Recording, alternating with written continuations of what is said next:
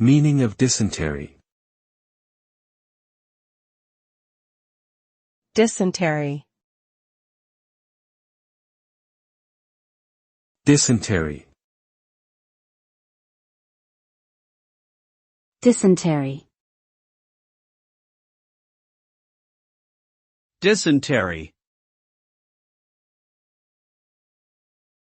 Dysentery is an illness that affects the digestive system and causes inflammation and irritation in the intestines.